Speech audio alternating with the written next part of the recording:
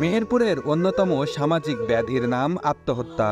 প্রতি বছর বিভিন্ন বয়সী মানুষ নানা কারণে এই অপরাধের পথ বেছে নিচ্ছেন।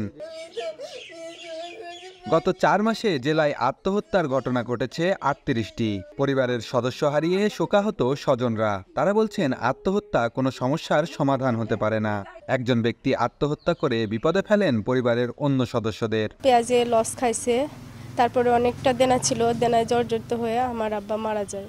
ঋণ ছিল, দিনা শোধ করতে পারিনি, সেই চিন্তা ভাবনা করে সে বিষ খেয়েছে। একটা জিনিস এরম করে যায়, সে কোনোদিনই ভালো থাকে না, সুখে থাকে না। তার ভেতরে যে বাপ আল্লাহ ছাড়া আর মা বাপ ছাড়া কেউ বলতে পারে না যে ভেতরে কি আছে।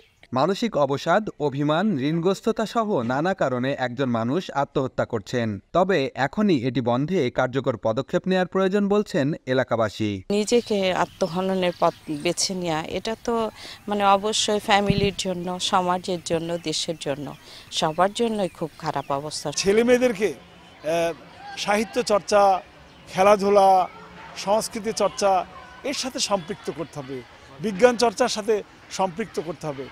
আর যেন ভয়ঙ্কর ঋণের ফাঁদে কোনো কৃষক না পড়ে সেদিকেও তাকে চেষ্টা করতে হবে।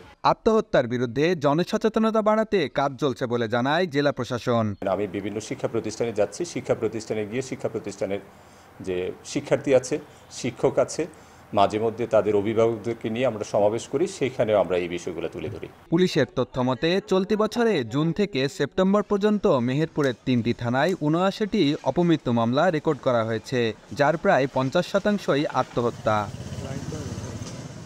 বেন ইয়ামিন, সময় সংবাদ, মেহেরপুর।